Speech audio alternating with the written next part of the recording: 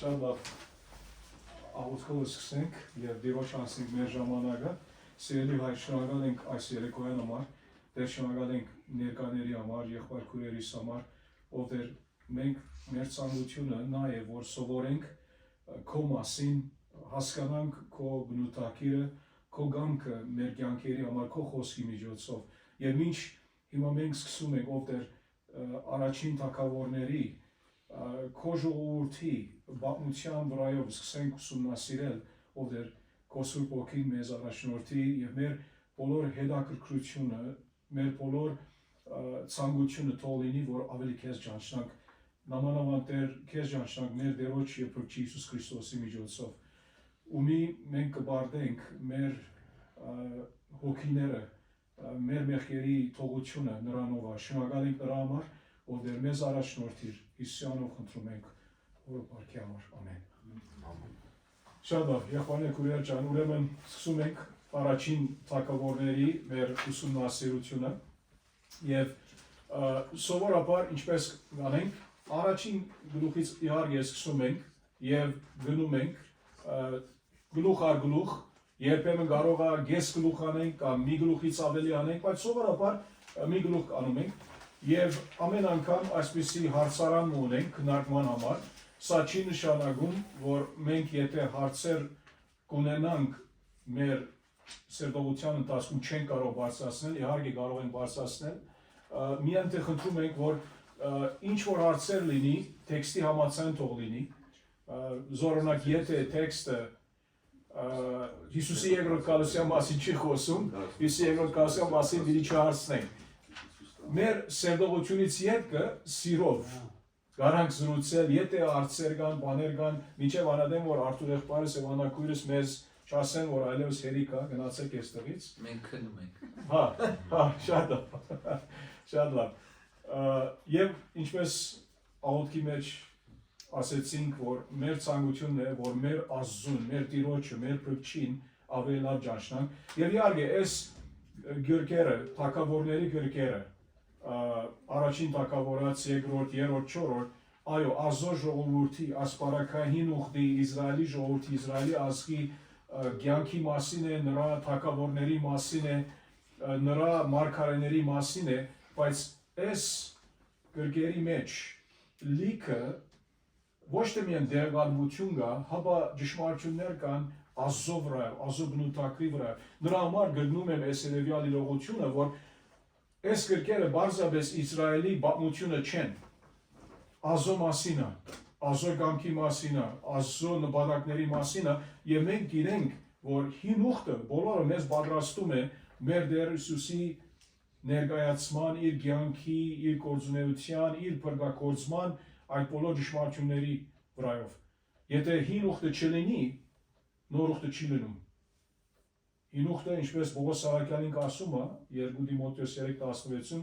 բոլոր գիրքը Աստծո շունչն է։ Որ Աստվածաշունչ ասում ենք, բոլոր գիրքը, եւ որ բոլոր գիրքը Աստծո շունչն է, ասեց, ինք վերակրում էր հին ուխտին։ Հին ուխտը հավասարապես նոր ուխտի համաձայն Աստծո խոսքն է երկուքը միասին։ Ուրեմն շատ լավ, մաս առ մաս գընթերցենք եւ գնտանանք նրա միջից։ Հիմա առաջ որ սկսենք, որով ինչու փոքր ներածագանի առումով այս առաջին երկու թագավորների գրքերը, նրանք Իսրայելի ազգի, ասենք, առաջին 3 թագավորներու պատմության այդ շրջաններն են՝ Սավուղի, Դավիթի եւ Սողոմոնի։ Եվ մենք կտեսնենք, Տերգամի երբ հասնենք երկու թագավորների վերջում, որ Դավիթ թագավորը ինքը արդեն իր մահանալու ատենն է, արդեն ու Սողոմոնը շարունակի, երրորդ թագավորացիս եւ այլն։ Բայց երբ առաջին թագավորների պատմությունը սկսում է, Իսրայելի ժողովուրդը, հիշեք դադավորած գիրքը սրանից առաջ է, Ռութը գա իհարկե, բայց դադավորած եւ Ռութը միևնույն այդ ժամանակաշրջանում են, եւ Իսրայելի ժողովուրդը արդեն իսկ հոգեվոր առումով, բարոյական առումով վատ օրեր ապրում է։ Հիմա սա նկատի ունենալով կարևոր է հասկանալ եւ արժեքավորել, թե ինչու այս գիրքը կարևոր է, ինչու որովհետեւ այստեղից տեսնում ենք, որ Աստված ինքը այդ բոլոր վատ ադենները մի խոսքով ուղղորդում է սրբակրում է թեպի Աստուծո օձյալ թագավորի ծառայության միջոցով եւ իհարկե մենք գիտենք որ վերջո այդ թագավորը Դավիթ թագավորն է եւ Դավիթ թագավորի միջոցով է որ վերջո մենք կունենանք Տեր Հիսուս Քրիստոսը որ Տեր Հիսուս Քրիստոս ինք Դավիթի սերունդից է սա շատ կարեւոր է նկատի ունենալը եթե գարտայինք մի խոսքով մի քանի համար առաջ այս առաջին թագավորած գրքից առաջ հրութ ունենք հրութի վերջում նայեցեք ինչ ասում է հիմա եթե մեկը հարցնե հրութ գրքի փաստարկը ինչ է ինչու համար հրութի գիրքը գրված է Սիրանի պատմություն չէ բարձրապես ինչպես որ գա մեջը այո Հաբա Դավիթի ներկայացումն է Իսրայելի ժողովրդին որը նայեցեք ինչ ասում է երբ խոսում է որ 17 ամառից Նոեմին մի որդի է ծնվել եւ նրա անունը Օբեդին սա Դավիթի հոր Հեսեի հայրն էր այս Օբեդը որ ծնվեց Հրութի եւ Բոոսի սա ով էր Օբեդը մեծ հայրն էր Դավիթի մեծ հայրն էր եւ հետո արդեն այդ դոմաբանությունը դալիս է մինչեւ ասում է Օբեդը ծնեց Հեսեին 4:22 հրութում եւ Հեսեն ծնեց Դավիթին սա վերջին համարն է եւ նրանից յետքն է որ մենք գնում ենք մեկ թագավորների առաջին գլուխը ինչ որ այսօր արդեն ուսումնասիրում ենք եւ գարանք ասել որ այս գրքի եւ երկրորդ թագավորների նմանապես մայր թեման թագավորության իրողությունը թագավորը ներկայացվում է թագավորությունը հաստատվում է ինչու որ Իսրայել մինչեւ հիմա թագավորներ չունեին չգար այստեղ է որ մենք կտեսնանք առաջին թագավորը Սավուղը, հետո Դավիթը կա, Սողոմոնը կա եւ այլն, հետո հաջորդ գրքերի մեջ է։ Հեղինակը սա միայն այս անգամ համար անում ենք այս ներածական հարցերը, որ ով մի ատեն սուրբ գրքի մի ցանկացած գիրք ուսումնասիրում ենք, պետք է որ մի հատ հասկանանք, որ օքեյ ով գրած է այս գիրքը, հստակ չէ, չգիտենք ով գրած է, Սամվել չի կարող ինքը լինի Մարգարեի պրև, որ մի տեսնենք Սամվելի, նույնիսկ այս գլխի մեջ, որ ինք արդեն կծնվի, Սամվել, որը 25 գլխի մեջ արդեն ինք մահանում է, Աստուծապաններ ասում են, կարող է մասում Սամվել գրած է, կարող է Նաթան Մարգարեն, Գադ Մարգարեն եւ այլն, խնդիր չէ, Սուրբ Հոգու գործն է, կարևորը սա է, եւ ժամանակագրության առումով երբ գրված է այս գիրքը, Ուրեմն մի բան հստակ է, որ թագավորությունը բաժանվեց Սողոմոնի մահից ետքը։ Երեք թագավորներից ետքը Սավուղը, Դավիթը եւ Սողոմոնը, Սողոմոնի մահից ետքը 931 թվական Քրիստոսի առաջ թագավորությունը երկուքի բաժանվեց Իսրայելի եւ Ուդայի 10 ցեղերը Իսրայելի 10 ցեղեր Իսրայելի թագավորություն եւ Ուդայի երկու ցեղերը Ուրեմն ինչու այդպես հավատում ենք, որը տեքստերի մեջ, մեկ թագավորների մեջ տեսնում ենք արդեն իսկ այդ զանազանությունը գրողը, Սուրբ Օգուց ներշնչված գրողը արդեն հասկացնում է մեզ, որ Իսրայել գա եւ Հուդա գա, այդ երկու բաժանմունքները արդեն ներկա են, ինք ուղղից գիտե, ուրեմն ինք պետք է մեկը լինի, որ աբրած է առնվազն 9:31 թվից ետքը, որբեսի ինքը դեղյակ է, որով ինքը դեղյակ է, գիտե ինքը, որ այդ բաժանմունքը գա, չէ ոչ կասեր Իսրայել 12 ցեղերը, բայց այդպես չէ իրողությունը։ Ուրեմն 9:31 թվից ետքը գրված է այս գիրքը, եւ հստակ է, որ 722 թվից առաջ պետք է լինի, ինչ որ 722 թվից Քրիստոսի առաջ արդեն իսկ այդ Իսրայելի 10 ցեղերի աքսորը բադահեց Ասորեստանի կայսրության կամ ազգի միջոցով եւ այս տարիներու մեջ պետք է գրված լինի, որովհետեւ նրանից ետքը արդեն մենք դերակատարություն չունենք այստեղ աքսորի վրայով, որովհետեւ դակավին Իսրայելը ուտան ներկա է պատմության մեջը, աքսորի մասին դերակատարություն չի ասել է, որ 7:22-ից առաջ արդեն իսկ գրված է։ Եվ պատմությունները ուրեմն այս երկու գրքերի, առաջին եւ երկու թագավորների Սամվելի ծնունդից մինչև Դավթի մահը կներգրավեն։ Ուրեմն 1100 5 թվին այդպես Սամվելի հիմա չեմ ուզում առամասության մեջ գնալ ուրգից գիտենք 1105 թիվը եւ այլն, հետո 971 թվին երբ որ Դավիթ ինքը մահացավ, այդ տարիներու միջև պատմությունները աս երկու կրկերին լինում են այդ երկու տարիներու միջև 1105-ի շուրջ մինչև 971 երբ Դավիթ մահացավ եւ իհարկե Սողոմոն 40 տարի թագավորեց հետո մինչև 931 թվականի երբ իր մահից հետո թագավորությունը բաժնվեց Իսրայելի եւ Հուդայի միջև։ Այսչափ ասելով եղբայրներ քույրեր ջան առաջին համարը գնանք։ Որ մի ատեն եթե հարց լինի իհարկե կարակ բարձրացնել եւ խնդրում եմ ինչպես խնդրեցի գարջ պահենք հարցերը որովհետեւ կարողանանք ընթանալ առաջ Արիմաթեթ, հիմա մի քիչ անուններ կա, աստեղ չունենք ավելի մանրագրգիռ նայելու, Արիմաթեթ Սոփիմից, Եփրեմի լեռնային շրջանից,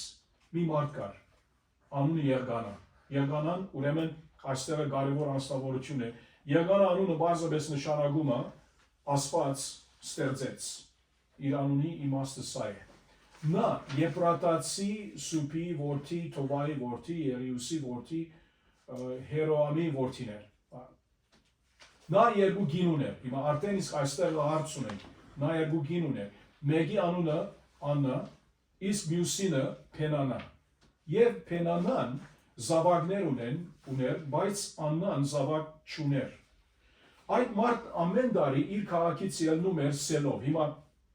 Աննա անունը, Անան իմաստ ունի, Աննա նշանակում է շնորհ, իսկ Փենանա անունը նշանակում է ռուբի, այդ կարմրակույն այդ մուկ կարմրակույն այդ քարը տանգակին, ուրեմն Փենանան զավակներ հոգնագեղ ուներ, բայց Աննան զավակ չուներ։ Այդ մարդն ամեն տարի իր քաղաքից ելնում էր սելով, երկրպագելու եւ զոհ մատուցելու զորություններու դիրոց։ Հիմա հարցնում եք սելով օրինակ ինչու գնում էր, խոսանք մի քիչ հետքը, ինքը ով էր աս մարդը, օրինակ ասում է ինքը Եփրատայի Սուփի որդի, ասինչին որդին էր ասում է։ Հիմա սա կարևոր է, որովհետև երբ Եփրատայի մասին խոսում ենք, ինչու որովհետև շատ ավելի մանրամասնության չգնալով, մեկ մնացորդած 6:27-ում տեսում ենք, որ Եղգանան ինք Ղևի սերունդից էր, թեև այնտեղը ապրում էր, բայց ինք Ղևի սերունդից էր, եւ Ղևի սերունդից լինելով մի խոսքով մենք գիտենք, որ Ազո խոսքից Ղևի սերունդը քահանաների սերունդն էր։ Հիմա մենք կտեսնանք մի քիչ հետո, որ Եղգանայի որդին Անայի միջոցով Սամվել մարգարեն, որ ինք պիտի դառնա Աստուծո, այսինքն առաջինեք մի խոսքով առաջին գերակույն մարգարեն Իսրայելի ժողովրդին, որ ինքն է որ վերջի թե Սավուղի գոձի եւ թե Դավթի գոձի եւ ինք իր խոսքը հավատարիմ էր, Աստծո հավատարիմ մարդ էր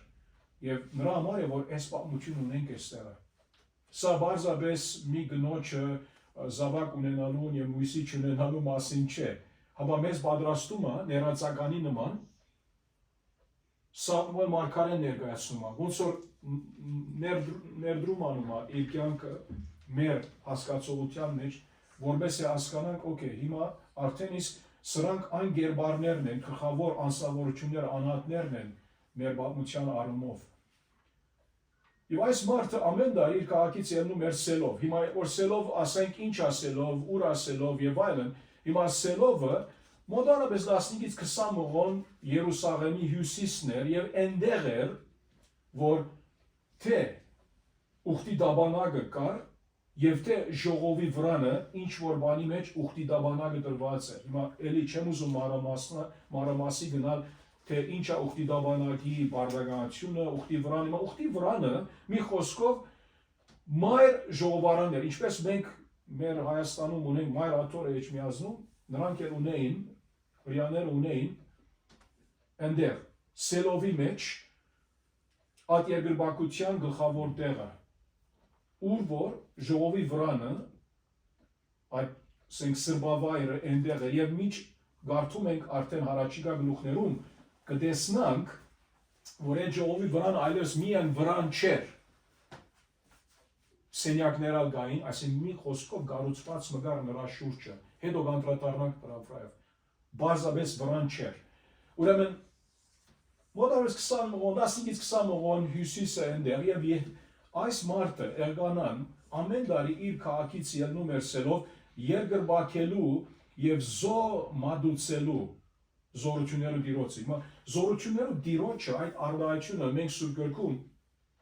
տարբեր դեսում ենք, որ Աստված ներկայացված է իբր զորություններու տերը եւ երբ որ զորություններ բառը օգտագործում է, սա կարող է վերակրել առարչագործության այդ ասենք թե մարմիններին,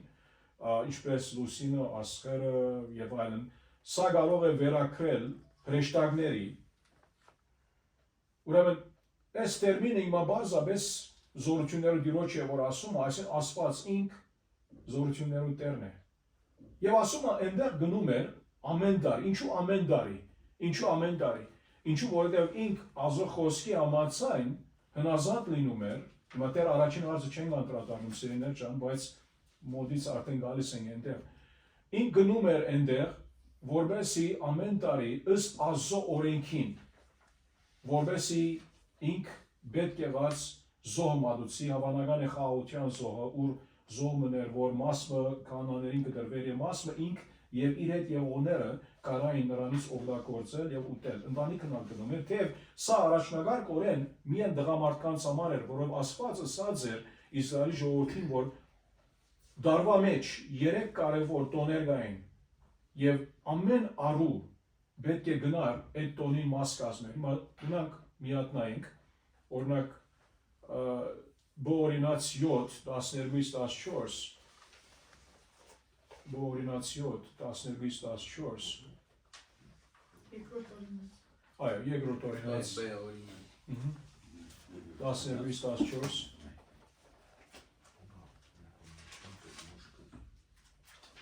ներողություն, անգից առաջ հետևյալը նայենք,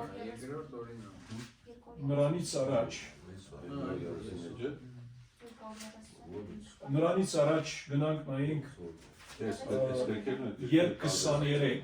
երկ 23 ելից կամ երկ 23 14-17 երկ 23 14-17 երկրորդ օրինաց առաջ նայենք երկ 23 Ելից 23 14-17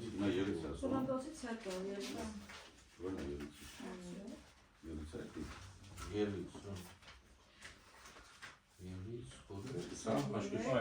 Սայրեք 14-17 դարին 3 անգամ դոն գադարիր Աստված ասումը ինձ համար բաղարջագերած տոնը բահիր Աբիբ ամսի սահմանված ժամանակին 7 օր անթդ խմոր հաց կեր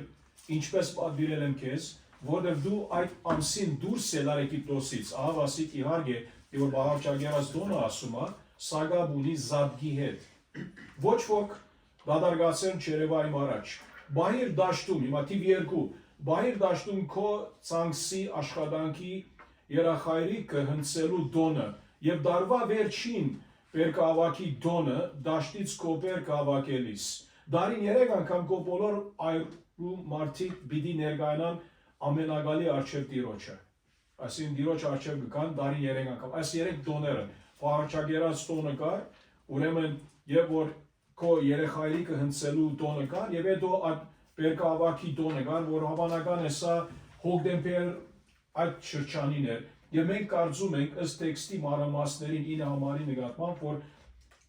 ինք ինչ որ գտեսնենք մի քիչ հետ այդ տոնի արթիվ գնաց այցելելու այս մարդը ամեն տարի քաղաքից ելում էր սելով երկրբակելու զոմադուցելու զորությունների տիրոջը եւ հեղի երկու որդիները Հետո հեղի որդիների մասին ալ կխոսանք, այստեղ նշված է, հեղին ինքը գարանք ասել քահանայապետն էր, քահանան էր այն ատեն, որ ինք սելովի մեջ էր իր ծառայությունը։ Եվ այս երկու որդիներ Օպնին եւ Փենեհեսը, որ կտեսնանք հետո, որ լավ մարդիկ չէին, այնտեղ դիրոջ քահանաներն էին։ Սա մեզ ցույց տալիս է, որ թեև Ազոխոսքը ասում է, որ նրանք քահանաներն էին, բայց մաքուր քահանաներ չէին։ Լավ քահանաներ չէին։ Սա կարևոր է նկատի ունենալը։ Այո, որդիները, հոգնագեու խոսում է, այո։ Նրա համար է, որ բարձրս մեկ ասում է, որ ինքը քահանայի հովիվ է, ազո կործավոր է, սա չի նշանակում, որ ինքը անպայման լավ մարդ է։ Եղկանան իր զո մատուցած օրը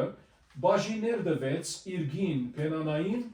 եւ նրա որդիներին ու աղջիկներին։ Նայեցեք։ Իսկ Աննային երևելի բաժին դվեց։ Մի խոսքով ավելին դվեց։ Որովհետև ինչու սիրում էր Աննային, սակայն դերը փագել էր նրա արգանտը։ Հիմա սա էլ գարտանք 6-ն, որ հետո անդրադառնանք առաջին հարցը, բայց նրա նախանցորդը Փենանան վրդովում էր նրան եւ վշտացնում, քանի որ դերը փագել էր նրա արգանտը։ Քանի հատ աստվածաբանական կարևոր հարցեր կան այստեղ եւ պետք է որ անդրադառնանք եւ կան գարենք մի քիչ։ Հիմա նայեցեք, հավանական է որ Աննան հիմա գարտալ դե օրինաց կամ երկրորդ օրինաց 7 12-14-ը եթե մեկը ցանկանա գարտա մի քիչ բարձր որ լսվի մեր տեսանյութում երկու օրինաց 7 12-14 Եվ կլինի նրա փոխանակ, որ այս դատաստանները լսելով նրանք պահես կատարես, և Եհովա Աստվածն էլ քեզ համար քո հայրերին երդում արած ուխտը և ողորմությունը կպահե, և քեզ կսիրե և քեզ կօրհնե, և քեզ կշատացնե, և կօրհնե քո որովայնի պտուղը, քո երկրի պտուղը, քո ցորենը, քո գինին, քո յուղը, կովերի ծնունդը և ոչխարների թոտերը, այն երկրի վրա, որ քո հայրերին երդում արավ քեզ տալու համար։ Ամեն ազգերից ավելի օրհնված կլինես, և քո մեջը և քո անասունների մեջ արու և էգ ամուր չի լինի։ Հրեական հասկացության մեջ ըստ Աստծո խոսքին, ինչպես կարդացինք 13 համարում, եթե ասում է, որ Աստծո հրամանները լսես, Աստված ինչ կանե գոռնի քեզ 13 համարում եւ կբազմացնի քեզ նա գոռնի քո որովայնի պտուղը, բայց այստեղ խնդիր ունենք, այսինքն կարծեք թե Աստված օրհնած չէ Եղգանային, Եղգանան ինքը արդար մարդ է, ինչու որովհետև ինք հավատարիմ կերպով իր զոհմատությունը ամեն տարի գնում է եւ գրբակելու տեսնում ենք որ ինք հավատացյալ մարդ է ուրեմն նայելով մեր հատվածին վերադառնալով առաջին թագավորների առաջին գլխին տեսնում ենք որ այստեղ ոնց որ կարծեք թե հագադրություն կա բայց ինչու համար այս մարդու գինը Աննան եւ մենք կարծում ենք որ Աննան ինքը առաջին գինն էր եւ որովհետեւ Աննան ինքը երեխա չէր կարող ունենում այնադեմվա սովորության համաձայն մշակույթի մեջ սովորություն կար որ թույլատվություն կար թե Աստված ասած էր ծննդոցի առաջին մի քանի գլխների մեջ որ մեկ այր եւ մեկ կին է ամուսնությունը գիտենք աճալը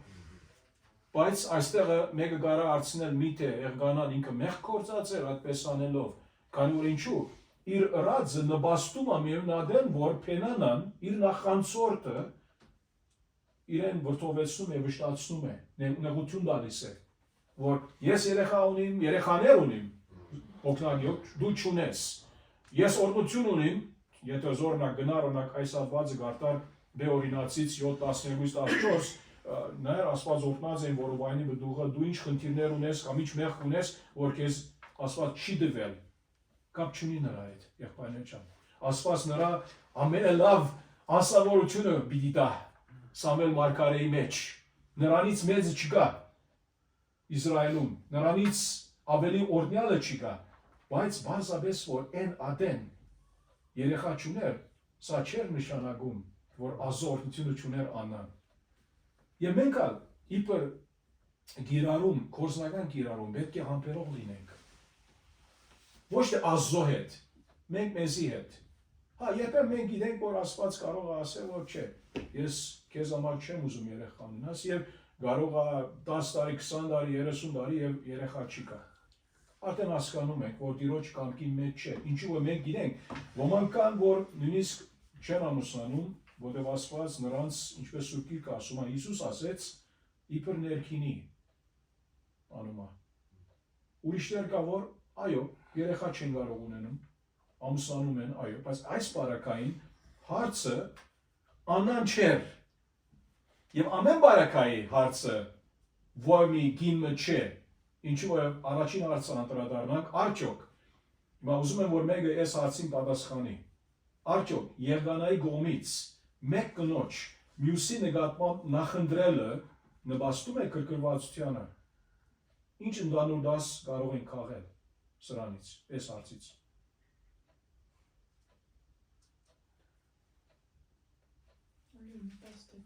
Ինչու որը տեսում ենք, այո։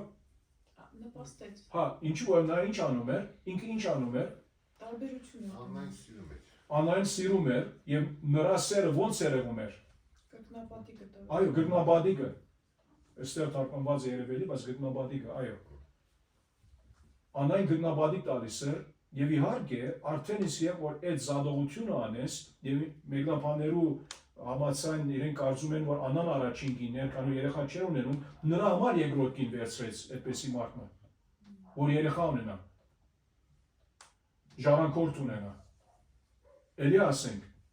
այնադեն թույլատրված է, ինչպես որ բազմագնությունը, որ մենք գիտենք թագավորները Դավիթի նման, որ արդար մարդ լինելով, ինքը բազմագին էր, մի քանի կին ուներ։ Սա ասել չէ, որ Աստծո գամքի, կատարյալ գամքի համաձայն էր։ Բայց Աստված այնադեն իր ժողովրդի մեջ այդ բանը թույլատրած էր, ոչ թե որովհետև ինք, այսինքն իր գամքն են, ոչ, Աստված երեն բաներ կա, մեր կյանքերում ինքը կթույլատրե, բայց վերջո, եւ որ թույլատրե, մենք կտեսնանք վնասը, ինչպես այս պարակայում։ Խնդիր կար։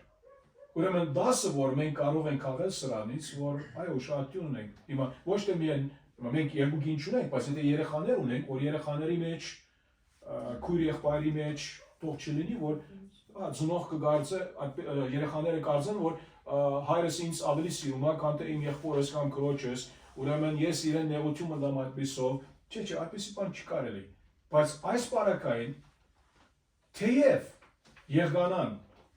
ես չեմ հավատում, որ եղգանան ինքը դիտման parեց, ինքը բայց չմտածեց, իր ըրածը արդարության parեց, ինչու անային ավելի սիրում էր, բայց դու, երբ որ մեկումը հանդեպ ավելի ուշադրություն դարձնես, ավելի սերեդակություն ցույց տաս,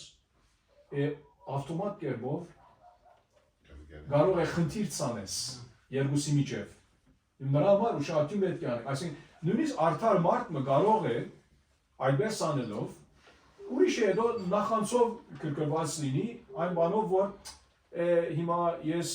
այսպես անելով ես քեզ բանը չեմ անում հասկանում ենք, բայց կարող է հարաբերությունները ավելի վատ դառնան իրար մեջ։ So, հայջան, այնտեղը շարունակվում է դեսակրել, հա, միան ստուգեմ, որովհետեւ այդ բանը։ Շատ լավ։ Նայեցեք, հետո ուրիշ հարց կա այստեղ, երկրորդ հարցը։ Ով է փակել Աննայի արքանտը։ Աստված։ Սուգիկը ասում է 6-րդ համարում, քանի որ դերը փակել էր նրա արքանտը։ Հիմա իհարկե մենք չգիտենք, եթե մեկ երեխա չի կարող ունենում, այնադեն կարծում էին, որ գնոջ խնդիրն է, այսօր մենք գիտենք իրական առումով երբեմն կգնա տղամարդկանց խնդիր լինի, որովհետև իրենք կարող են ֆիզիկական որոշ բան ունենան, որ չի կարողանան երեխա ունենալ նրանց կնոջ միջոցով, հա։ Բայց այստեղ մի բան հստակ է, որ Աստված ինքը գերիշխան է։ Նույնիսկ այս հարցի նկատմամբ։ Երեխա դա կամ երեխա չտա։ Եվ իհարկե մենք հիմա հետին նայելով գիտենք, որ Աստված նպատակ ուներ այս բոլոր իրադարձությունները մեզ հետո պիտի հասցեն կտանեն մեզ այնտեղ, ուր Սամվել կծնի, բայց Սամվել ծնելու միջոցը կա, որ կարևոր է անդրադառնալ, մի քիչ հետ կգնայինք, ուրեմն արդյոք դերն է վերջնական արդյունքում պատասխանատու մեր ծնված ֆիզիկական օրինակ հաշմանդամությունների վրա։ Ինչու որովհետև երբ որ մենք մարմնական ասենք թե խնդիրներ ունենանք, մեկը հաշմանդամ է, մեկը ասենք չի տեսնում, չի կարող քայլել լավ եւ այլն, նայեցեք, մեկը կարող է գարտալ ելից կամ ելք 4, 10-ից 12։ Ելք 4, 10-ից 12։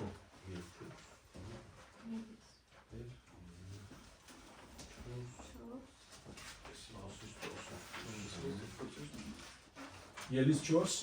10-ից Եվ Մովսեսը ասեց Եհովայի. Օ, Տեր իմ, ես ճշմարտախոս չեմ, ոչ ես ջարդարախոս չեմ, ոչ երեկվանից ու մեկ էլ օրվանից, ոչ էլ ծառայիդ հետ խոսելուցդ հետո, այլ ես ծանրախոս և ծանրալեզու եմ, և Եհովան ասեց նրան, ով է մարդին բերան տվել, կամ ով է անում համրը, կամ խուլը, կամ աչք ունեցողը, կամ կույրը, չէ որ ես Եհովաս, և հիմա գնա, և ես քո բերանի հետ կլինեմ, և քեզ կսովորեցնեմ ինչ որ պիտի խոսես։ Ասված է, չէ, կարողություն դվող խոսելու կամ չխոսելու և նրա համար է, որ այստեղ նա տեսնում ենք ինչպես Տերը փակած էր նրա ականջը։ Եվ հետևյալ հարցը, երկրորդ հարցի վերջ, կարող է նման գիտելիքը մխիթարական լինել մեզ համար, այո կամ ոչ, եւ ինչու։ Գիտալով, որ Աստված ինք գերիշխան է, մեր կյանքերի վրա, զավակ ունենալու չունենալու վրա, մեր ֆիզիկական առողջության, կամ սեյտե հաշմանդամության եւ այլն, օքեյ։ Այս մասը, այս հասկացողությունը, որ Տերը փակել էր նրա ականջը, մի տեսա, մեզի որքան կարող է մխիթարական լինել կամ ոչ։ Որքան։ Քանի որ Տերն է։ Բայց թյուրին է այդպեսի պայման, եւ որ քեզ կպատահի կամ ինձ կպատահի։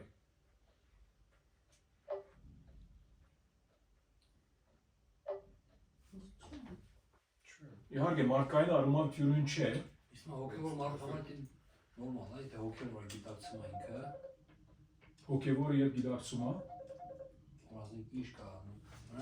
թե մարդը աշխարհի կա, Աստվածը ինչ պատիժ բերեց վրեժ, չգիտակցելով թե խի, բայց թե մարդը հոգևոր է, ասենք ոսկի մտածում է, որ ինքը Պատասխանեք, որ գտի մեջ ունի։ Բայց թե մարդը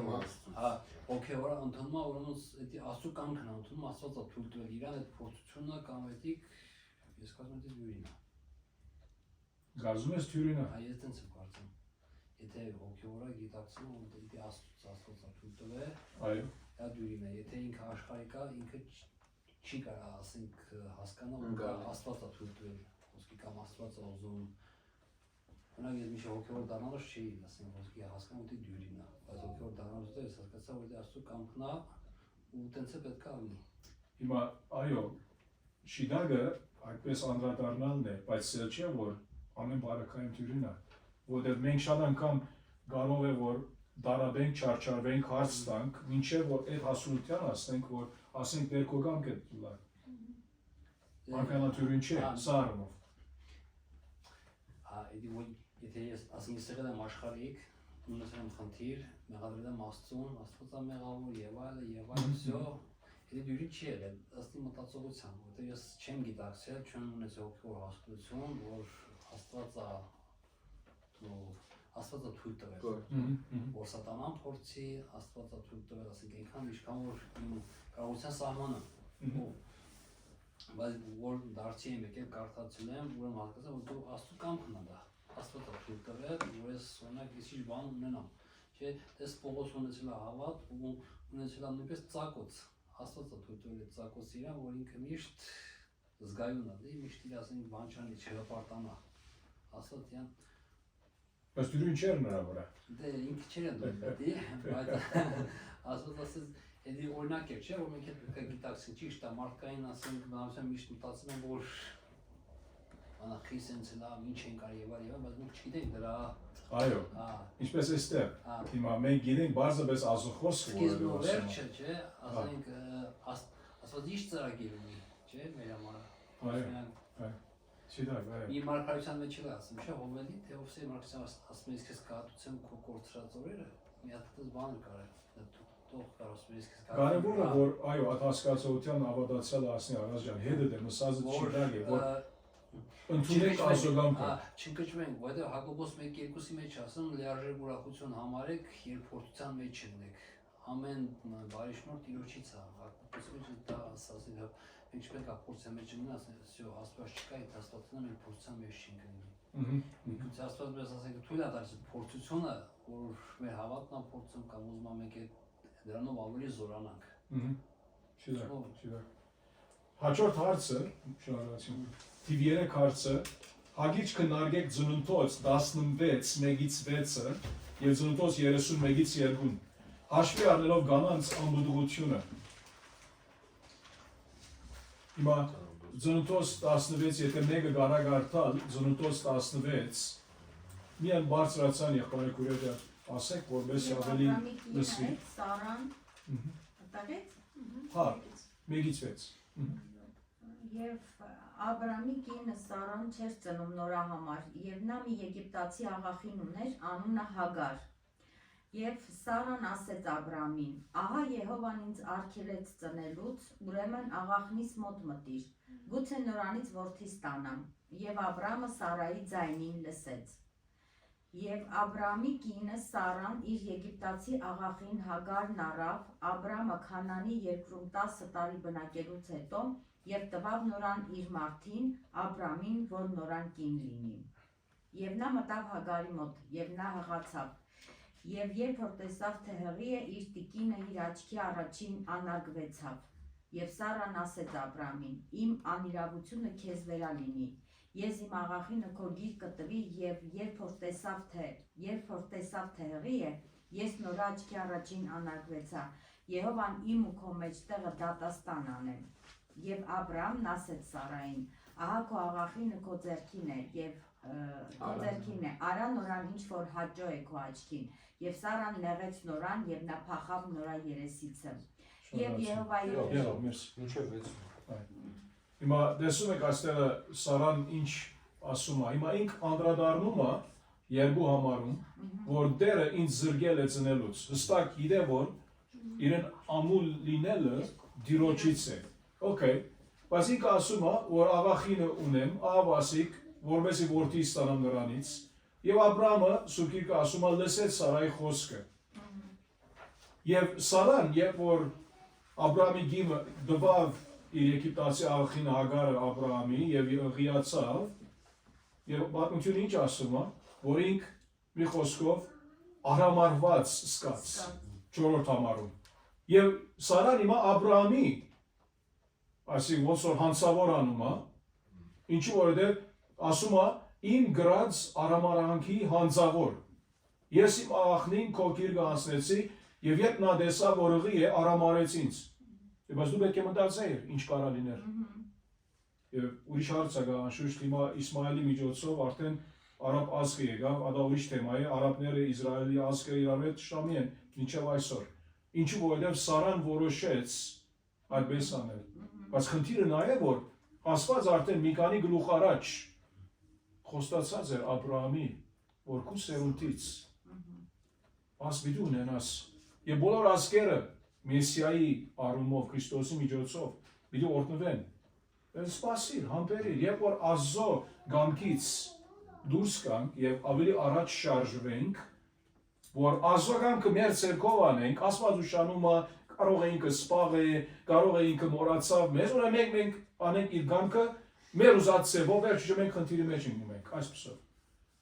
Եվ նա Աբրահամն ասեց, օքեյ, դու արա ինչ որ ուզում ես։ Քան որ աղախին է։ Հիմա հստակորեն տեսնում եք, որ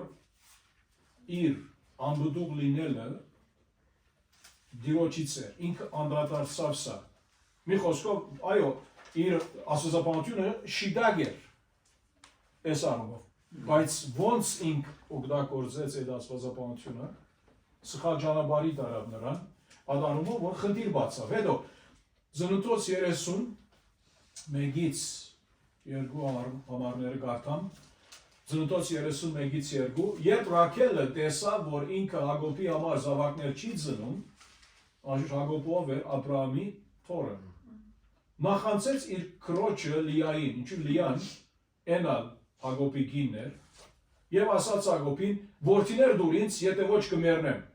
ինչու որովհետեւ գնոջ համար ոչ թե միայն այն օրով, այսօր գիտենք, որ մենք մեր ազգի մեջ գինը երեխա չունենա, գիտես, լավ բան չէ նրա համար։ Եվ Հակոբի փառքությունը փոփոխվեց Ռաքելի դեմ եւ ասաց՝ «Մի տես Աստծո փոխանորդն եմ, որ արկանտի բղից զրգել է քեզ»։ Ասի ինքն ալավատում էր, հասկանում էր, որ սա Աստծո գործն է։ Եթե երեխա չունես, որ Աստված չի դվել է քեզ երեխա։ Ուրեմն այս հատվածներից հասկանում եք, որ Սուրբ Գրքի ուսուցմունքը, վարդապետությունը, երբ երեխա չկա, նա ազոգամքն է։ Հիմա ես բիդի չգնամ այդտեղ եղբայրներ քույրեր ջան ասեմ, որ օքեյ, ինչ ծևեր կան այսօր գիտական ծևով, գանանք մենք երեխա բանել, միտե շիդագ են այդ ճամփաները, այդ ճանապարհները, այդ միջոց, այնտեղ բիդի չգնանք։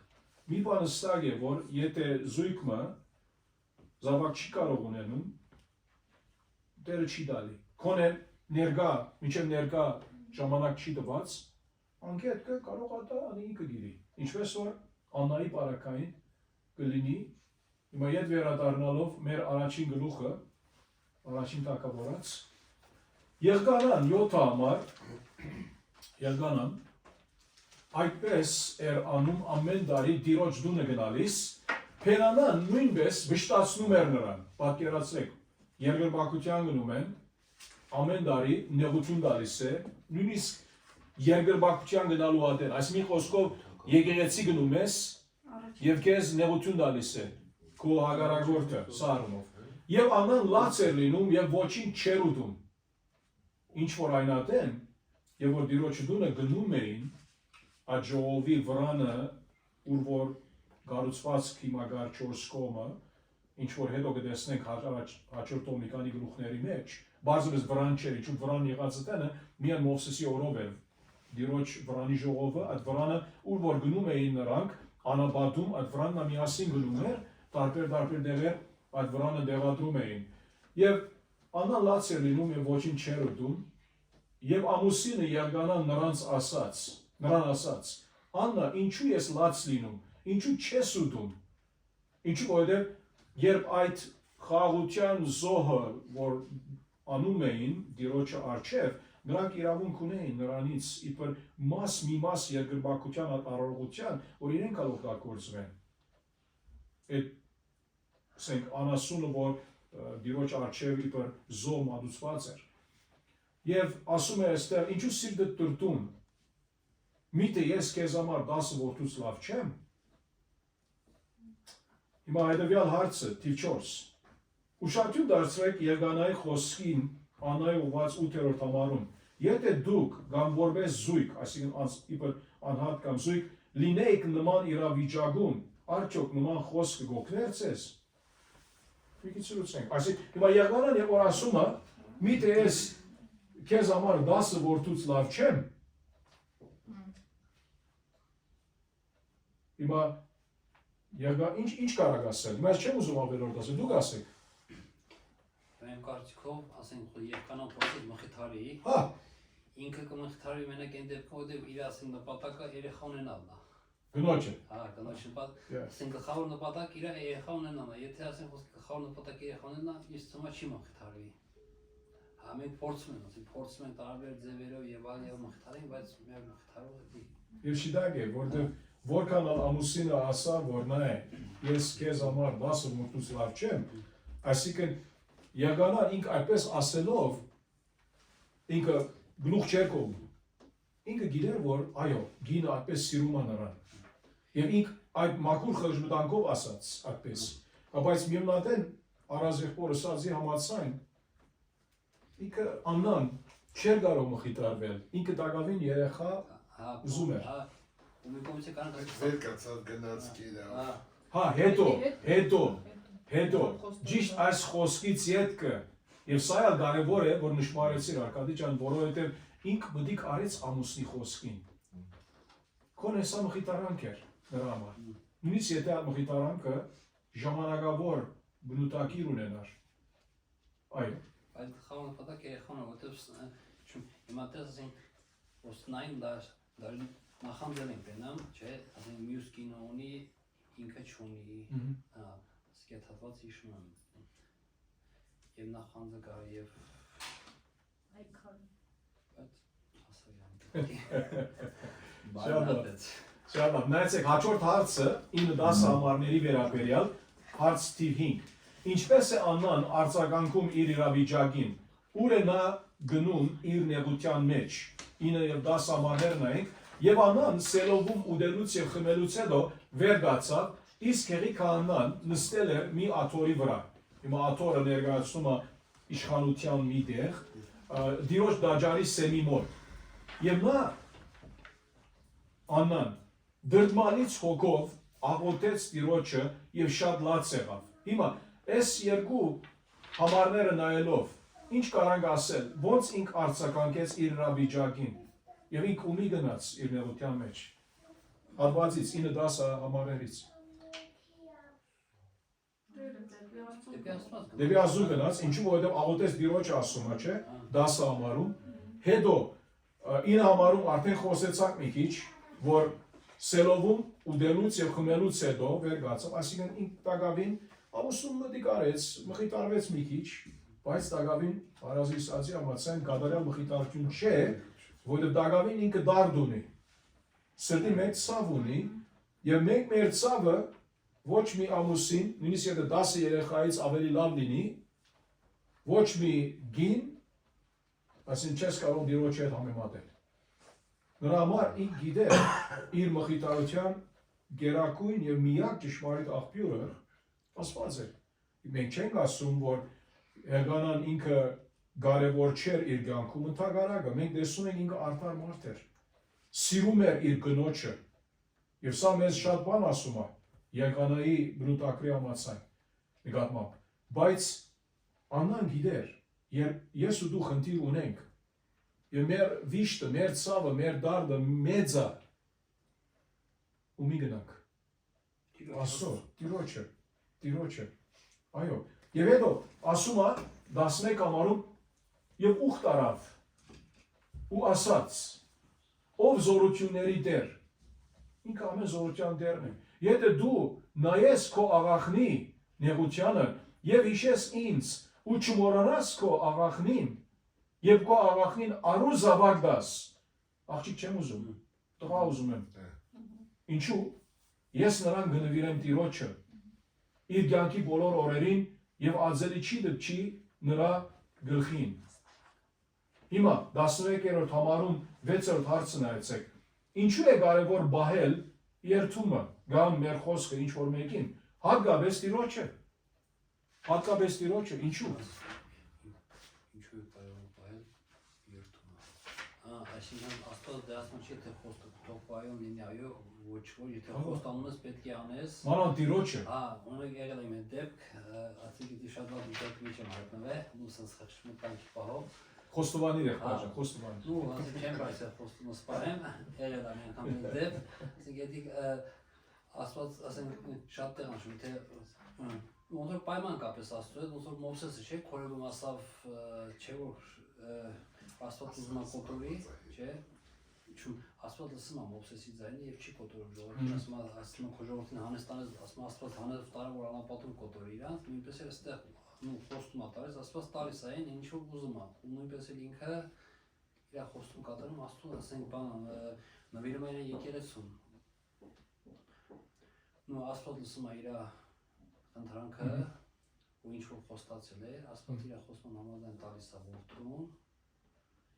Ինքն իր խոստում կատարում է։ Այո, գտեսնանք, այո։ Խոստում կատարում։ Բայց ինչու կարևոր է մեգումը ուխտը, խոսքը, որ եւ որ ինքը ուխտ ազոն թե մանավանդ եւ խոստվեց Տիրոջը, սա կարևոր է բահելը։ Որտեղ Աստված քերակույն անձնավորությունն է եւ ինք կարող է մեր աղոթքը պատասխանել եւ որ դու ուխտ անում ես նրան իր կամքի համաձայն, իր փառքի համար կարևոր է սա, իր կամքի համաձայն, իր աստե ծառա բոլոր կյանքի օրերուն ասում է, որ քեզ ծառա, իր կյանքի բոլոր օրերին եւ քեզ նվիրում եմ ասում է։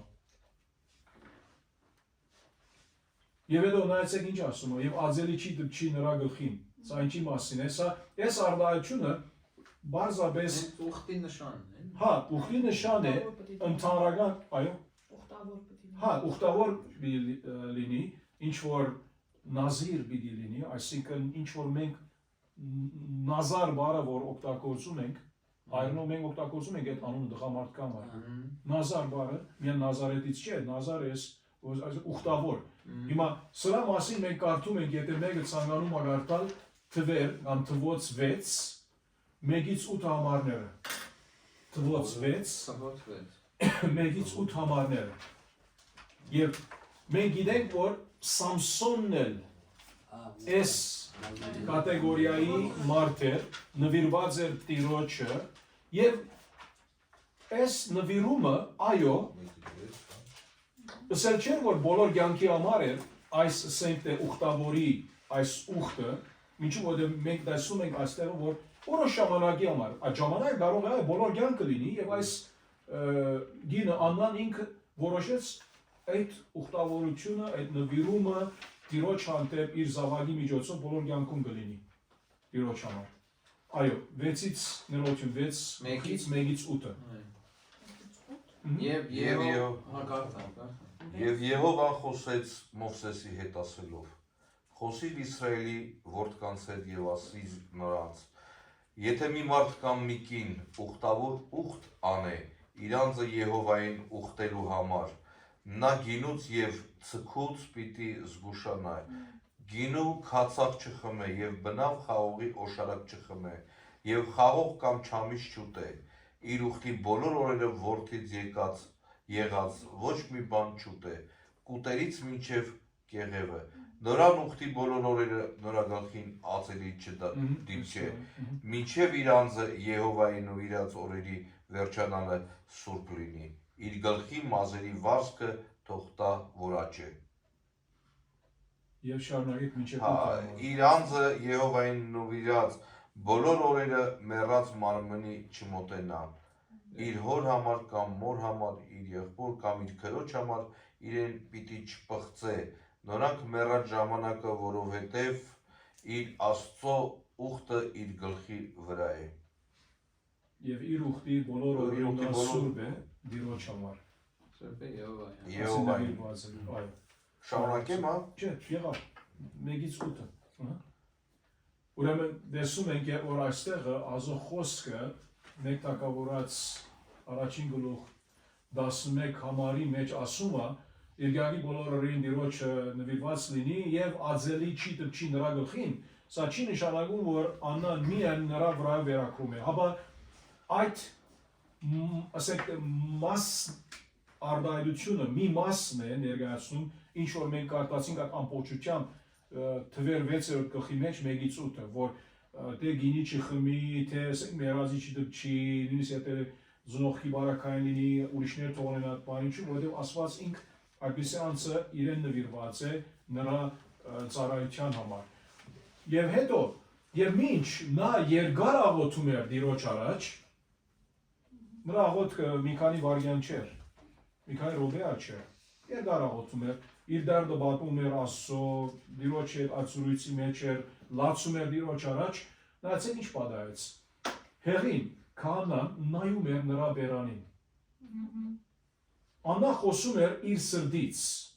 միայն շրթունքներն էին շարժվում, բայց ձայնը չէր լսվում, եւ հեղին կարծեց, թե նա հարբած էր։ Հիմա հրեական սովորության մեջ հրեաները աղոթում էին բարձրացայն,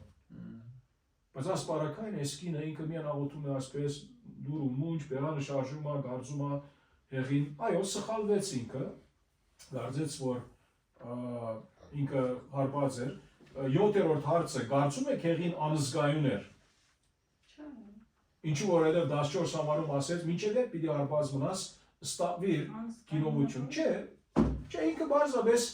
իր բարդականությունը անում էր, իբր քահանա, որ դու պետք չէ այդպես լինես, բայց այո, միևնույն մի խոսքով առանց որ հասկանա լրիվ իրողությունը շուտով ինքը իր կապարը դվեց, եւ երբեմն մենք կգարանք նույն անել, չէ, երբեմն ես կարամ դու կարաս ասել բամը ուրիշին, գնոջը, երեխաներիդ, քույրերիդ, եղբայրներիդ, տիրոջով եւ այլն, առանց որ դիմացինի մտի գնես, հասկանաս իր իրավիճակը ինչ է։ Հիմա օրինակ առանցը կարող է այստեղ լինի, օրինակ ասում եմ, ինքը բոլոր ադերը օրինակ դժվարանում է աչքը բաց պահելու, օրինակ ասում եմ, աչքը գոց կամ Արկադին, ես ալ ենթադրում Արկադի ջան ինչ է, եկար սերտողության, առանց ջան եկար սերտողության եւ չես հավանում ազո խոսքը կամ մի այդպեսի ոնց որ հեգնական ցևով մեղ կորձը, այդպես արդարությամբ։ Մինչև այնադեմ որ իմ ասածս խոնարհապար լինի, կարամ ասել հեղի նման միթե օրինակ հարց մը գա, խնդիր մը գա, չկարողացար քնել, որովհետև կարող է հիվանդ էր, կարող է ասիակույրը բանին պետք ուներ, երեխաներից մեկը բան պետք ուներ, կամ դու եւ այլն։ Եվ ինքը կարծում եմ ավելի այդ բանով է, որ ինքը ուզում է, որ իրեն հոգ տանել, նկատի ունենալով, որ աղջիկ ջան, մի խմիր, իցար, այդ բանով, ոչ թե իրեն ոնց որ ուզում է վար զարնել, այսինքն վար խփել, իրեն խայդարակել, նեղություն տալ, ասել, որ դու ինչ տեսակ անցես, չեմ կարծում այդպես է։ Հա, չնայած որ հեղին ինքը, հա, կարծում եմ, որ ապադացյալ մարդ էր, առաջիկա գլուխներում գնայինք, բայց միևն ադեն կատարյալ մարդա չէր, իր երեխաները մենք գիտենք, ինչ տեսակի մարդիկ էին։ Հա, կխոսենք նրանց վրայով էլ։ Ուրեմն հարցը, տիվյոտը հարցը, կարծում եք հեղին անզգայուն է, չենք կարծում այդպես, ինչ կարող ենք սովորել այս դեպքից, որ մեզ կյանքի սկզբում, այսինքն, ինչպես որ ասեցինք, երբ մեկը տեսնում ես որոշ իրավիճակի մեջ, շուտով մի դադիր նրան, հասկացիր, որ ինչ ունի, ինչու այդպես ասեց, ինչու այդպես վարվեց, եթե նույն բանը անում է նույնիսկ, օքեյ, բանը գա, եթե կարանք օգնել, ինչպես կարանք օգնել, և հետո ասում է, և եղին նրան ասաց, օքեյ, ստավիր կինողությունից, և անան բադասխանեց, 15-րդ համար, անան բադասխանեց, ու ասաց, ոչ տերին, ես վշտացած սրդով գին եմ, գինի չեմ խմել, և գամ օղի, այլ իմ սիրտն եմ բացել դիրոջ առաջ։ Պատկերացրեք, որ շատ ադեն մեր սիրտը բացելը դիրոջ առաջ բահանջում է այսպիսի դժվար բահեր, այսպիսի դժվար խնդիրներ, որ մենք կարողանանք մեր սիրտը դիրոջ բացել, աղոթել ինչպես որ Աննան աղոթեց, որովհետև ով կաղոթի այս սևով, եթե այդպիսի ոնց որ ծանրահոգի չէ, նեղությամբ լեցված չէ։ Հա։ Սիրտը բաց է Աստծո առաջ։ Եվ մենք գիտենք, Արաս ջան, շատ ադեն, որ երբ որ աղոթում ենք Տիրոջը իմաստալից կերպով, երբ մենք նեղությունների մեջ ենք։ Եվ այն ադեն զգում ենք Տիրոջ հաղորդակցությունը մեզ հետ։ Սուրբ Հոգու ներկայությունը ավելի գարձեք թե զգայուն դառնում է այն բահերում, դժվար բահերում։ Եվ որ լավը ամեն բան, պարկ Աստծո ասում ենք, շնորհակալ ենք ասում ենք և մոռանում ենք, բայց երբ նեղության մեջ ենք, մեր աղոթքը մենք երկու վայրկյանով չէ։ Զորությունը դժվարության մեջ է։ Այո։ Այո։ Իմ զորությունը ինչ որ Պողոսյան ասես դժվարությանդ մեջ է։ Այո, եւ դժվարությունը, եւ դժվարությունն էր, իհարկե։ Ուրեմն 8-րդ հարցը հեղի գնահատությունը Աննայի վիճակի վերաբերյալ գնոջ վադեցում է հրաժարվել Տիրոջը մեջ հույսը դնելուց եւ նրան աղոթելուց։ Ոչ։ Ինչ է մենք սովորեցնում Աննայի պատասխանը։ Աննայի պատասխանից մենք սովորում ենք ինչ։ Եթե իրավիճակի մեջ ես լինում, պետք է Աստծուն աղոթքով դիմես, եթե ուզում ես հասնես քո նպատակին, Աստծո ցերկում Նրանից կախյալ ենք, եղբայրներ քույրեր ջան, նրանից կախյալ ենք եւ Աստված մեզ սովորեցնում է խոնարհվել նրա առաջ, երբ նեղությունների միջից անցնում ենք եւ այդ նեղությունները մեզ դանում են, ստիպում են մեզ գնալ նրա առաջ աղոթքով։ Չէ՞ ոչ, շատ ադեմ մոռանում ենք, երբ անգիստ ենք, ամեն բան լավ է, այսինքն ստամոքսնից գուշտ է, առողջ ենք, ինչ պետք է, այսինքն ես չեմ ասում, որ այդպես մտածում ենք, ինչ պետք է աղոթենք, բայց սովորաբար այնքան չենք աղոթում, քան թե ճշմարտապես խնդիրների առաջ ենք, նեղությունների մեջ ենք։ Եվ նրանից սա սովորում ենք, անգամ ևս դարմացվում է մեր հասկացողությունը այդ հարաբերության նկատմամբ, որ ունենք Աստծո հետ, երբ նեղությունների առջև գտնվում ենք։ Եվ հետո 17 համարից ասում է, այո, 16 էլի գտնելով քո աղախինը չարգին մի համարիր, ասեց հեղի քահանային, որովհետև իմ բազում վշտերից եւ նեղություններից է, որ մինչև հիմա խոսեցի։ Ինչու բազում ասում է։ Երեխա չի ունենում, մարդիկ խոսում են, անարգում են նրան, պենանան անարգում է նրան, հետո ինք մտածում է ըստ Բեորինացի 7:10-14 միտը ասված, կարող է մտածել, միտը ասված իրեն օրհնած չէ, կարա, սատանանը կարա, եւ հետո կարող է խնդիր բանա իր եւ ամուսնու միջեւ, նա է պենանան նեղություն տալիս է, ամուսինը կարա վրա բարգանալ ասել, որ չէ, ես քեզ ասեցի, դու մի մտահոգվիր, ես քեզ գրկին սիրում եմ, գրկին տալիս եմ քեզ, ես 10 երեխից ավելի լավ չեմ քեզ համար, ես քեզ ասեցի արդենից, բայց ասպարակայում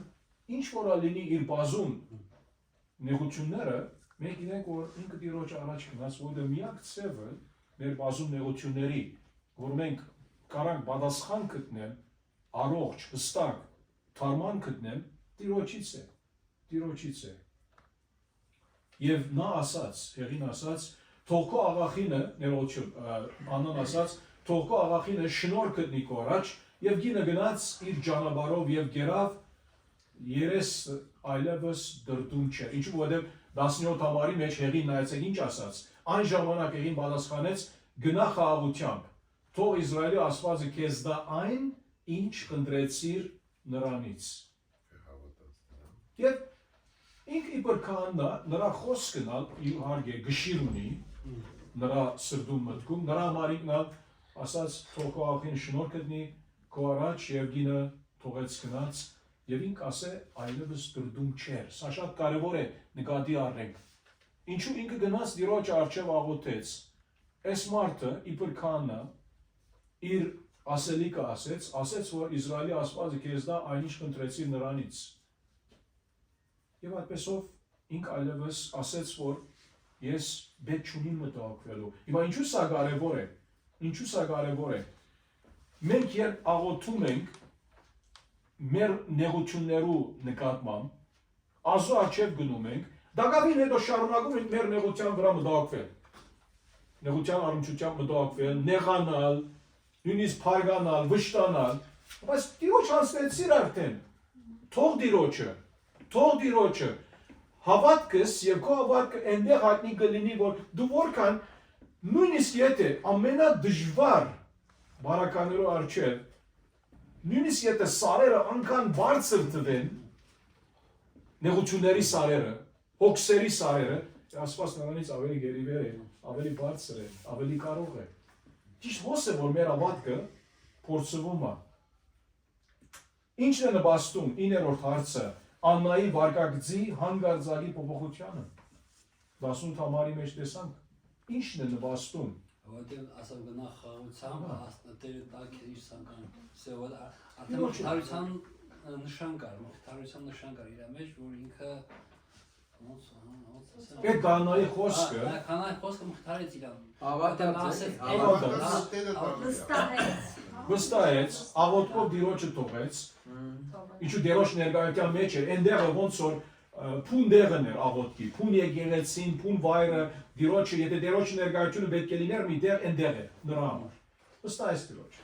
նա լսեց այն ինչ որ ուզում էր անաշիտակ է լսեց ինչ որ նա ուզում էր բայց Հիմա մենք կարող լսել ինչ որ ուզենք, զորօրինակ։ Հիմա եթե ես բանը ցանկանում եմ, դու ինձ ասում ես որ քեզ գլինի։ Ուրիշ բան է եթե դերը ինձ ասե, քեզ գլինի։ Այնադեն ասում է որ իրենց ականջին հաճու վարդապետություններ, ասում մարդկանց ասում են ինչ որ իրենց ականջին հաճելի է։ Հա, հիմա նա ուրիշ շվում է որ սա բան չէ, այս հավաուտ չէ։ Բայց Ինչն է նպաստում Աննայի վարկագծի հանգարձակի փոփոխությանը, Տիրոջը խոսքը, այդ ասենք օրհնության խոսքը, այդ հույսի խոսքը, Տիրոջից ընդունում, որ Տիրոջից ընդունում է, իբր իր աղոթքի պատասխան, այդ կանայի միջոցով, մի 20-ից ասում է, թողեմ Տիրոջը իմ աղաչանքս, նայենք ինչ կստացվի։ Եվ հետո վերջին մասը Ուրեմն 19-ից մինչև վերջ նրանք առավոտ գանուխ վեր գացան, երկրպագեցին Տիրոջ առաջ եւ հեռադարձան Ռամա ու գնացին իրենց տուն։ Եղգանան մերձեցավ իր Աննա գնոջ եւ դերը, նայեցեք, հիշեց նրան։ Ինչ քաղցր արդայություն է, հիշեց նրան։ Սա չի նշանակում որ Աստված կարող է ոյ մի բան մոռանալ, բայց մարդկային արտահայտություն է, սուբգում լիքը գա այսպեսի բան, երեք մեկում էլ խոսում էի այս թեմայի վրայով, որ Աստված ամենագետ է, Աստված բանը չի կարող մոռանալ, Աստված հավիտենականությունից գիտե ամեն բան եւ ինչ որ գիտե ամեն բան, ինքը որոշած է անել, նրա համար գիտե, ոչ թե գիտե, որովհետեւ ինքն նայում է աբակային, ասի ինչ բան է կլինի, ուրեմն հիմա ես հասկանում եմ, որ այս բանը կլինի, հիմա ես իմ իմացության, ասեմ հասկացողության մեջ կներառեմ սա։ Եվ որ ասում Աստված հիշեց, սա իր կամքի համաձայն է, տեղի եկավ, որ Աստված հիմա իր արքանտը գպացի, որովհետեւ Աննան կարողանա հղիանալ։ Եվ Աննան հղիացավ, եւ երբ օրը հասավ, մի դղա ծնեց, եւ նրա անունը դրեց Սամվել, ասելով Տիրոջից խնդրեցի նրան, նայեցեք, Սամվել բառը հիմա ասենք էլ, որ նշանակում է Ազո անունը, կամ Սամաել, այսինքն Աստված լսեցալ կարող է, այդ ոնց որ այդ համահնչություն գա այստեղ, համահնչության խաղը գա, նրա համար ինքը ասեց այստեղ 20 ամարի վերջում Տիրոջից խնդրեցի նրան, ես խնդրեցի նրան, ինքը պատասխանեց, լսեց իմ աղաչանքս, այդ բարի խաղը կա, որ ինքը անում է, Սամվել անվան իմաստը, եւ նրա ամուսինը Եղգանան իր ամբողջ ընտանիքով ելավ սելով տարեկան զոհ մատուցելու եւ իր ուխտը գալու, սա իհարկե ուրիշ հաջորդ տարին, ասենք, բայց Աննան չգնաց, ամուսնուն ասելով, գնստեմ, մինչև երեխան գդրվի գաթից, եւ սա 2-3 տարի կվերցներ, մինչև երեխան գաթից կտրվելը, հետո գտանեմ նրան, որ երևա Տիրոջ առջև եւ միշտ մնա այնտեղ, նայեցեք, իր ուխտը չի մոռացել ինք, այսինքն երեխան բավարար կմեծանա, հետո ես կտանեմ նրան, ինչ որ ըսած էի, հիշեցնում է իր ամուսնին, եւ իհարկե ամուսինը համաձայն է, չէ ամուսինը նրա գասեր չես կարող անել այդպես, որը հին ուխտի մեջ ամուսին իրավասություն ուներ իր գնոջ ուխտը, ասենք թե չեղյալ անելու։ Եթե հայրը կամ ամուսինը դեմ է, պետք է հնազանդվի։ Պետք է հնազանդվի։ So, եւ ամուսինը Եղգանան 23 համարում նրան ասաց, արա այն ինչ հաճելի է քո աչքին, նստիր, մինչև նրան գդրես կատից։ Նայեցեք ինչ լավ ամուսին է սա։ Ուրե ինչ որ ցանկանում ես, իհարկե ինքը գիտեր, ինչ է նրա ուխտը։ Եվ չասեց, որ դու այդպես ուզում ես, թե քո ուխտի տագարակ է, ես կարծում եի, որ դու ինձ հետ պիտի կաս հաջորդ տարի, որ ես էլի գնամ Տիրոջ առաջ, կամ հաջորդ տոնին, եւ որ գնամ, չէ, այդպես չասեց։ Ինչու հաջորդ տոնը, եթե սա առաջին տոնը որ գնաց եւ հեղի տեսավ, եթե սա ասենք դահավարահարած տոնը լիներ, որ հոկտեմբերի այնադեններն էր, հաջորդը պիտի լիներ այդ փաղարշագերած տոնը, ապրիլի մեջը, որ զատկված տոնի հետ մարտ, ապրիլ զատկված տոնի հետ կապ ունեցող, անշուշտ մինչև երեխան ծնի կարող է մյուսնա լինի, երբ որ այդ կունցքի այդ երեխայերի մասը, առաջին մասը, երբ որ լիներ կարող է այնեդար լիներ, ինչու որ երեխա մինչև ծնի 9 ամիս նկատի կառնենք սա։ Հիմա ապրիլի բանը կարող է կանուխ լինի այդ հաշվարկով։ Եվ ասում է այստեղ, արա ինչ որ հաճելի է քո աչքին 23 համար նստիր մինչև նրան գդրես կատից, միայն թե թող դերը հաստատի իր խոսքը։ Հիմա հարց,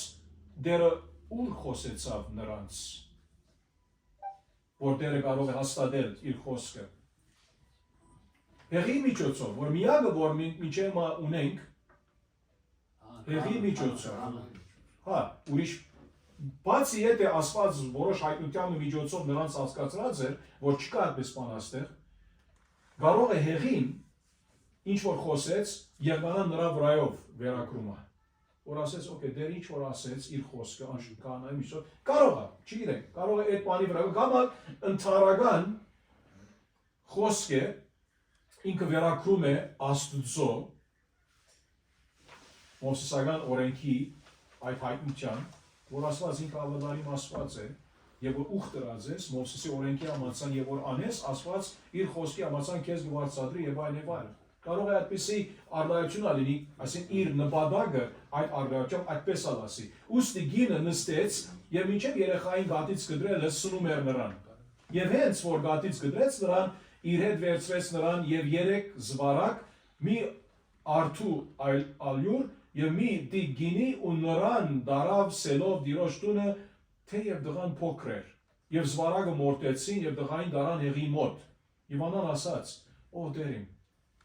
ահա գենթանի է քո անձը ես այն գինն եմ հեղինը խոսա որ այստեղ գանգնել է քեզ մոտ դիրոջն աղոթելու համար ես աղոթեցի այս տղայի համար եւ դերը գադարեց իմ խնդրանքը ինձ տվեց այն ինչ խնդրեցի նրանից հիմա ես դիրոջն եմ տալիս նրան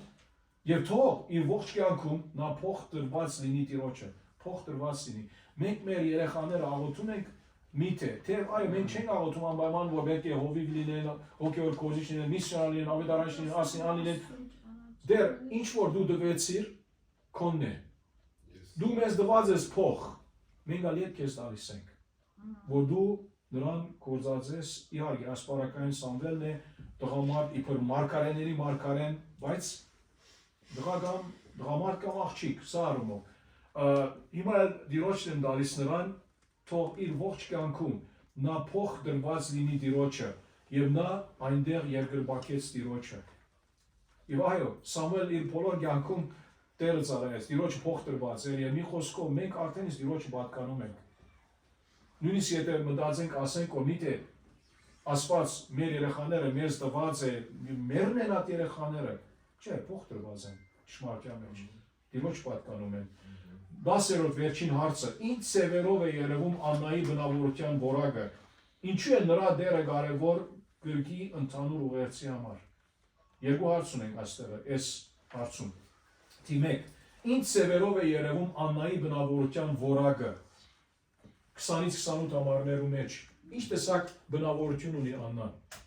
Նա հավատարիմ էր խոսքին հավատարիմ էր խոսքին շալավոր Ես եմ ասել որ հավատարիմ այո ուրիշ ինչու է նրա դերը կարևոր գրքի ընդհանուր Վստահում է Աստծուն խոնարը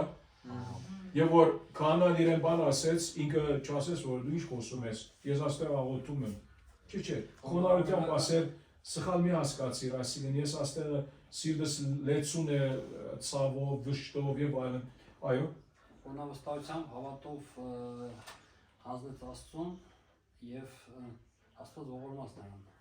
Աստված ողորմած էր իրեն եւ սա մեզ ցույց տալիս է որ մենք սովորում ենք նրանից որ նույնիսկ եթե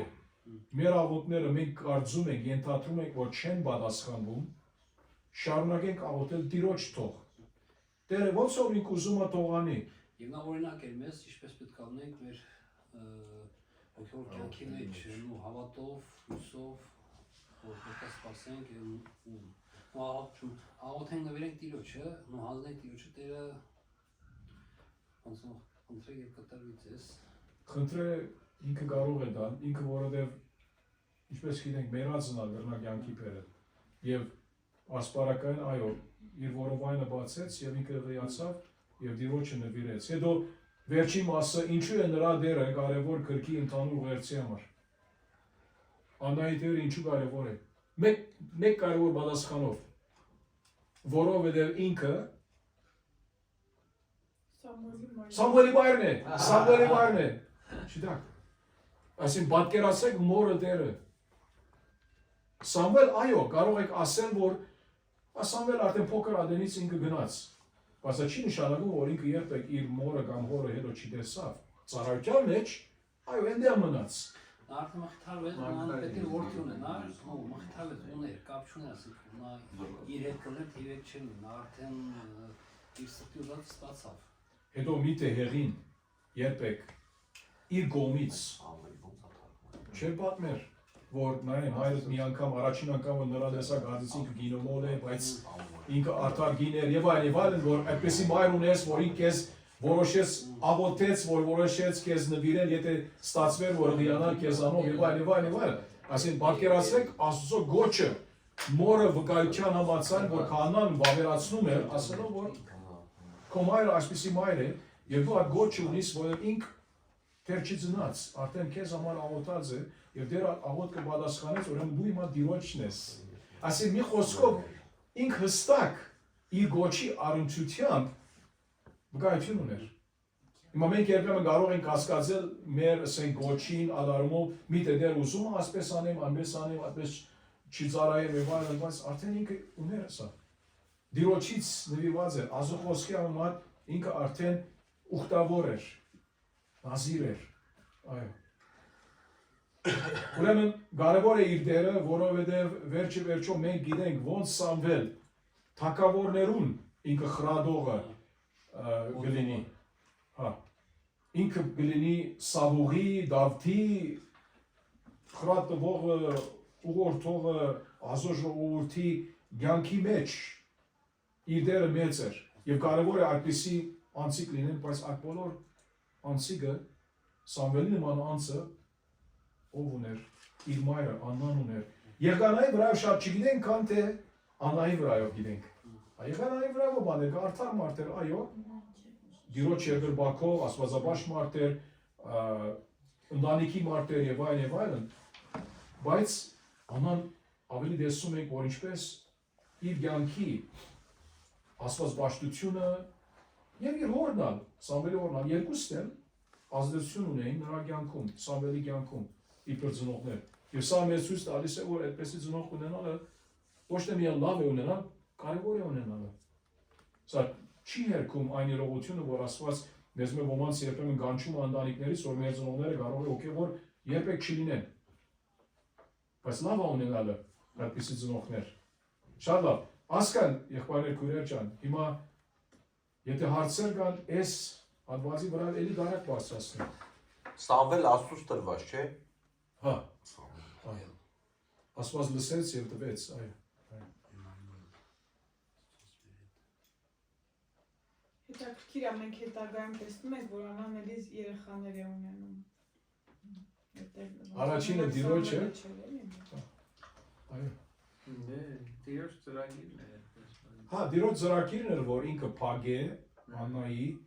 եւ Աննայի սովորեցնե նրա վստահել, մինչեւ այն օրը եկավ, որ Սամվելը ծնավ։ Անգամ Տիրոջ ծրագիրն էր, որ Անանասի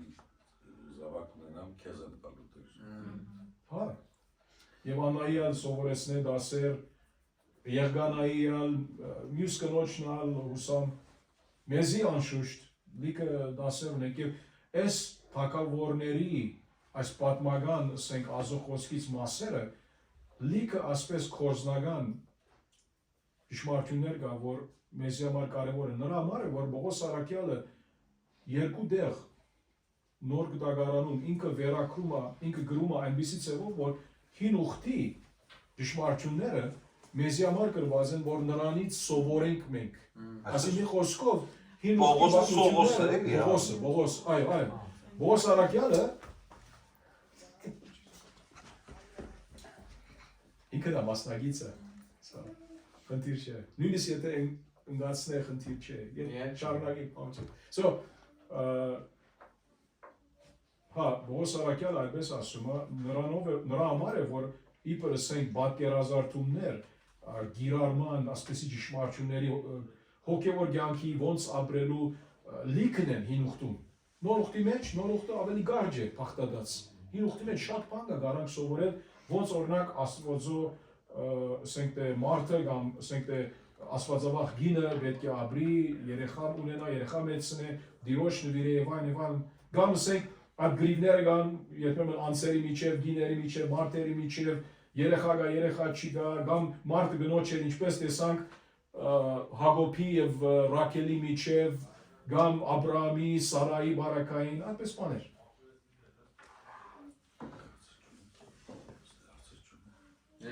Եթե ունենան, կանան բարձրացնել, չէ, գտված չի, 3 հոգի կա կոնե։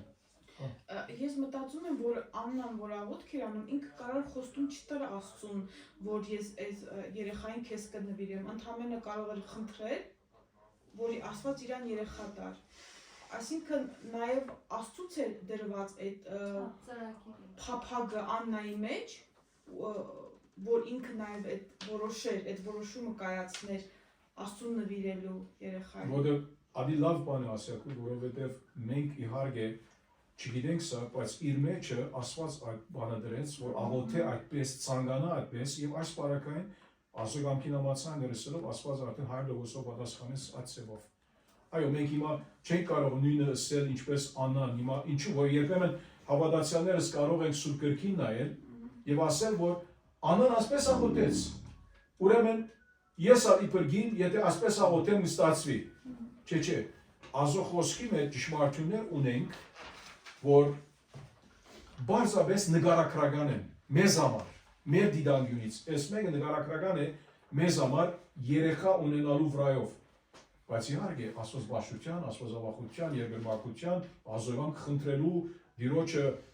այսինքն աղոթելու, այդ բոլորը շիտակ են, որ բարձրապես նկարագրական չէ մեզ համար։ Ապա մեզ համար ոնց որ մենք բարդավոր ենք այդպես անել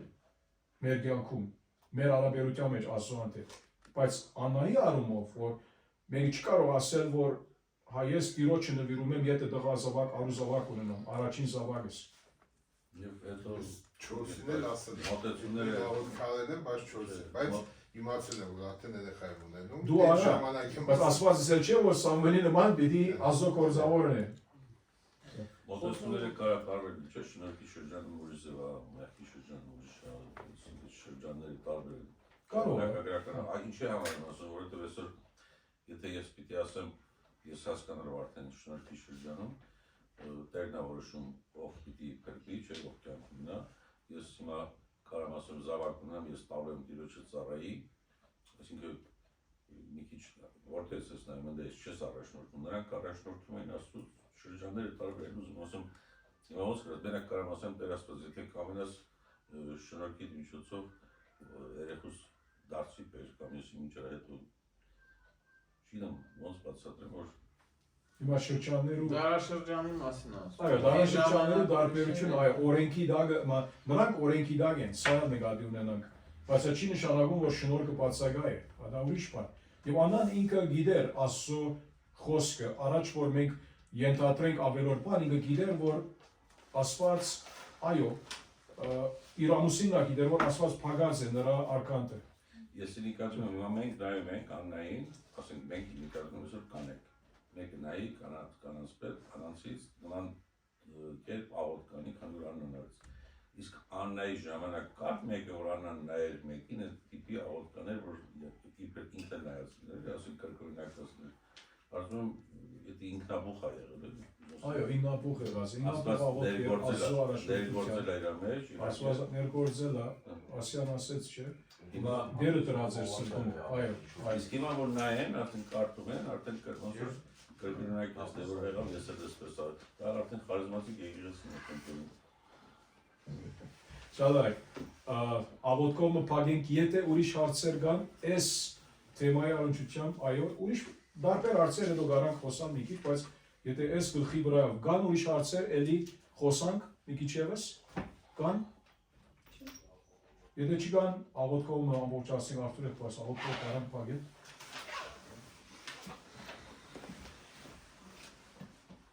Երկնավոր հայր,